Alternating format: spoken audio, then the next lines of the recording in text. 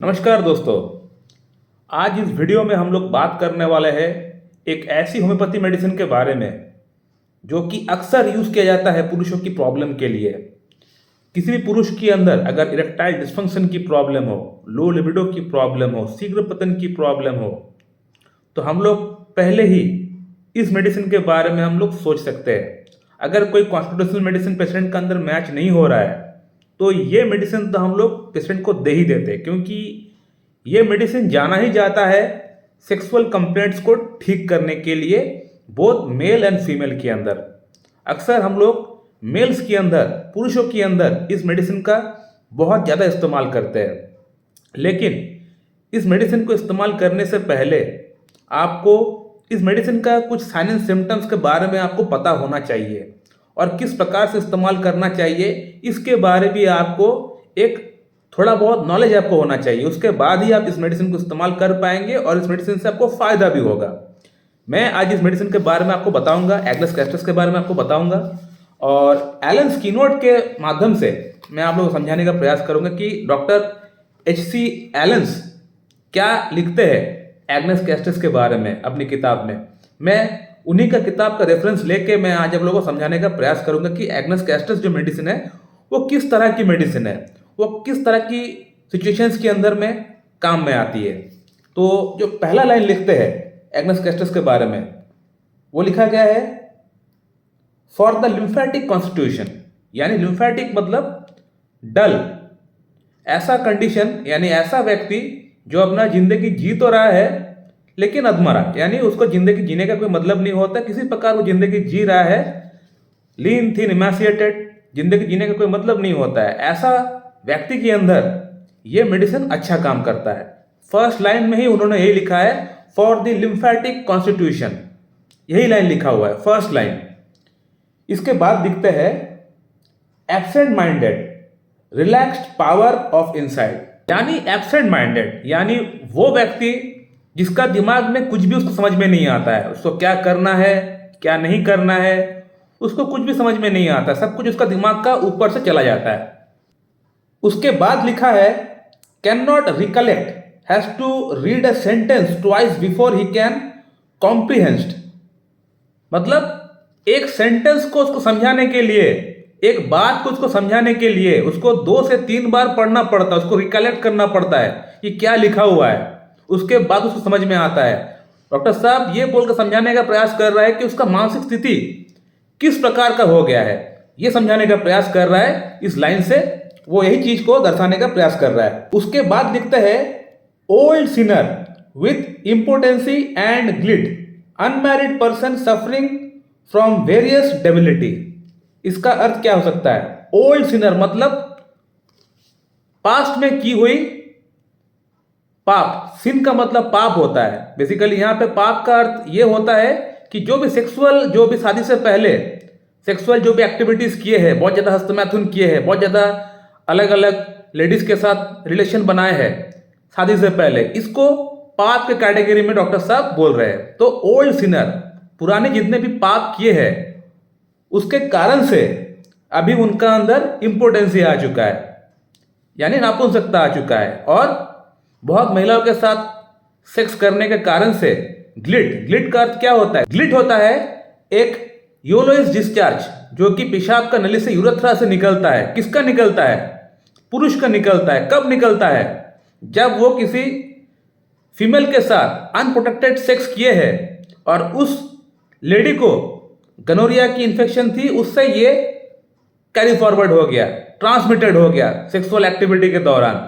तो जिस व्यक्ति को गनोरिया हो जाता है, जिस व्यक्ति को गनोरिया से इन्फेक्टेड हो जाता है, उसका पेशाब का नली से ग्लिट निकलता है। तो डॉक्टर साहब यही चीज बोलने का प्रयास कर रहे हैं कि ओल्ड सिनर, पुरानी पाप जितने भी किए हैं उससे इंपोर्टेंसी हो गया, अभी नापुंसकता हो गया, और साथ ही साथ अक्सर पहले के जमाने के लोग कॉन्डोम वगैरह इस्तेमाल नहीं करते थे, तो उस समय HIV बोल लीजिए, STD बोल लीजिए, गनोरिया बोल लीजिए, बहुत लोगों को अक्सर हो जाया करता था। तो डॉक्टर साहब ने ये चीज बताने का प्रयास किया है कि पेशेंट का अंदर कहीं ना कहीं इंपोर्टेंसी हो जाता है, नापुंसकता हो जाता है, गनोरिया हो जाता है, और साथ ही साथ मानसिक स्थिति इसका पेशेंट का बिल्कुल भी ठीक नहीं रहता है।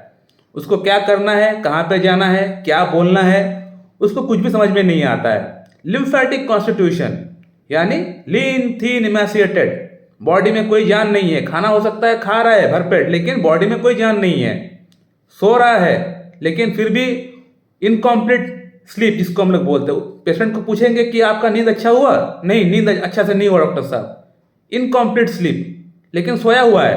तो इस तरह का कंडीशन, इस तरह का लाइफ हो जाता है एग्नस कैस्ट्रस का पेशेंट का अंदर। नेक्स्ट लाइन क्या लिखा हुआ है, premature old age, melancholy, apathy, mental destruction, self contempt arising in young person from abuse of the sexual power from seminal losses.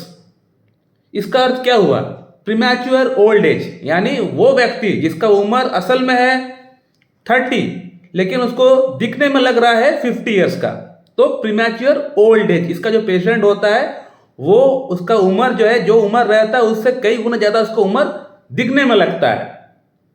Melancholy, apathy यानी जिस तरह का स्टार्टिंग लाइन मैंने बताया, लिम्फेटिक कॉन्स्टिट्यूशन यानी कोई भी चीज में उसको मन नहीं लगता है, कोई भी काम करने में मन नहीं लगता है, खाने में मन नहीं लगता है, सोने में मन नहीं लगता है, कुछ भी काम करने का मन नहीं लगता है। जिंदगी अब जीना उसके लिए एक बहुत बड़ा बर्डन हो जाता है, बहुत बड़ा बर्डन हो जाता है जिंदगी जी पाना। मैं किस प्रकार से जिंदगी जी पाऊंगा, क्योंकि अब मैं शादी नहीं कर पाऊंगा, बच्चा पैदा नहीं कर पाऊंगा, तो हर तरह से उसका जीवन में अब बर्डन ही बर्डन है। तो इस तरह का लाइफ कुछ हो जाता है एग्नस कैस्ट्रस का पेशेंट का जीवन में। नेक्स्ट लाइन लिखते डॉक्टर साहब, complete impotency, relaxation, flaccidity, coldness of genitals, no sexual power और डिजायर, यानी कंप्लीट इंपोर्टेंसी, पूरी तरह नपुंसकता आ चुका है पेशेंट का अंदर। रिलैक्सेशन, जो टेस्टिस है, जो अंडकोश है, जो पेनिस है, जो जेनाइटलिया है, वो पूरी तरह एकदम सिकुड़ चुका है, रिलैक्स हो चुका है, ठंडा पड़ चुका है, और सेक्सुअल पावर बिल्कुल भी नहीं है, ना इच्छा है। तो इस तरह का लाइफ कुछ हो जाता है एग्नस कैस्ट्रस का पेशेंट का। और भी बहुत सारी चीजें लिखी गई है लेकिन उतना इंपॉर्टेंट नहीं है, फीमेल्स के बारे में कुछ लिखी गई है तो दरकार नहीं जानने का। तो एग्नस कैस्ट्रस का जो पेशेंट है उसका लाइफ कुछ इस प्रकार का हो जाता है, उसको जीने का मन नहीं करता है, सोने का मन नहीं करता है, खाने का भूख लगता है लेकिन उसका बॉडी डेवलप नहीं हो पाता है, सेमाइनल इमिशन हो जाता है, नाइटफॉल हो जाता है, किसी से बात करते हैं, कहीं पे जाते हैं, कुछ देखते हैं, चिपचिपा सा पानी निकल जाता है, इरेक्शन के बिना ही निकल जाता है, हाथ पैर कांपने लगता है, चक्कर आता है, काम करने का मन नहीं करता है। इस तरह का लाइफ हो जाता है एग्नस कैस्ट्रस का। तो इसका पेशेंट का अंदर अब सेक्स करने का इच्छा बिल्कुल भी नहीं होता है, ना इरेक्शन आता है ठीक से, ना मॉर्निंग इरेक्शन आता है। मॉर्निंग इरेक्शन अगर किसी का अंदर आता भी है तो वो पेनफुल होता है। तो इस तरह कंडीशन कुछ डेवलप हो जाता है, इसका स्टूल बड़ा हार्ड हो जाता है, सख्त हो जाता है, पास आउट नहीं कर पाता है और वहां से सेमाइनल डिस्चार्ज भी हो जाता है। तो इस तरह कंडीशन कुछ हो जाता है एग्नस कैस्ट्रस का लाइफ में। उसका हाथ पैर कांपता है, ट्रेमर आता है, चक्कर आता है, उसका पेट में भी प्रॉब्लम होना स्टार्ट हो जाता है, यानी डाइजेस्टिव प्रॉब्लम भी उसको आना स्टार्ट हो जाता है। तो ये सब कंडीशन एग्नस कैस्ट्रस का लाइफ में आना स्टार्ट हो जाता है जब वो बहुत ज्यादा एक्सेसिव हस्तमैथुन किए हो या किसी के साथ सेक्स किए हो। कहने का मतलब अगर बहुत ज्यादा हस्तमैथुन किए हैं या बहुत ज्यादा सेक्सुअली एक्टिव रहे हैं, यानी वो अपने जिंदगी का सभी चांस एंजॉयमेंट जी चुके हैं, बहुत कम एज से जीते हुए आ रहे हैं। अब कम एज से अगर कोई व्यक्ति अगर इतना सेक्सुअली में इंडल्ज रहेगा तो एक सर्टेन एज आने के बाद उसका अंदर प्रॉब्लम शुरू होना ये बात लाजमी है। शादी से पहले एग्नस कैस्ट्रस का पेशेंट का अंदर सेक्सुअल प्रॉब्लम अराइज हो जाता है, वो शादी करने के बारे में सोच भी नहीं पाता है, अब इस तरह कंडीशन हो जाता है। तो अब इस पेशेंट का अंदर हम लोग एग्नस कैस्ट्रस को किस प्रकार से हम लोग इस्तेमाल करेंगे, किस प्रकार से इस्तेमाल करना ठीक रहेगा ताकि एग्नस कैस्ट्रस का असर भी हो पेशेंट का अंदर और कोई साइड इफेक्ट भी ना हो। तो मैं अपना पेशेंट को ये कहता हूं कि आप पहले एग्नस कैस्ट्रस 6 CH में लेके आइए, 6 पावर में लेके आइए, उसका 2 बूंद सुबह 2 बूंद शाम को लीजिए, लगातार 1 महीना लीजिए। जैसे 6 CH पोटेंसी में लेते हुए एग्नस कैस्ट्रस 1 महीना हो जाए उसके बाद 30 CH में लेके आइए।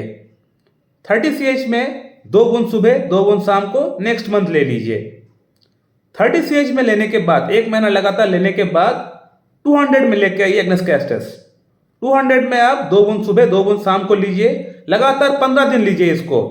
6 CH 30 CH 1 महीना लेना है, 200 CH 15 दिन लेना है सुबह शाम।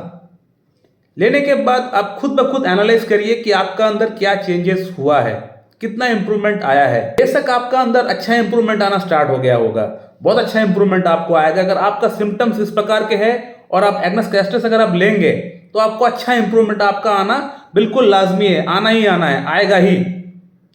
तो एग्नेस कैस्ट्रस का कोर्स कंप्लीट होने के बाद आपको एक मेडिसिन आपको और इस्तेमाल करना स्टार्ट करना पड़ेगा। उसका नाम है जिनसिंग और damiana. Ginseng mother tincture, damiana mother tincture, ये दो मेडिसिन आप एग्नेस कैस्ट्रस का कोर्स कंप्लीट होने के बाद इसको आप लेके आइए और 10 बूंद जिनसिंग मदर टिंचर, 10 बूंद डामियाना मदर टिंचर एक कप में लीजिएगा और उसमें हाफ कप पानी मिला के एक बार सुबह लीजिए, एक बार शाम को लीजिए। इस प्रकार से आप लगातार 2 महीना और जिनसिंग और डामियाना को ले लीजिए। आप देख पाएंगे कि आपका अंदर जो सेक्स प्रॉब्लम है वो काफ़ी हद तक ठीक हो चुका है। आपको और कोई मेडिसिन की दरकार नहीं पड़ रही है।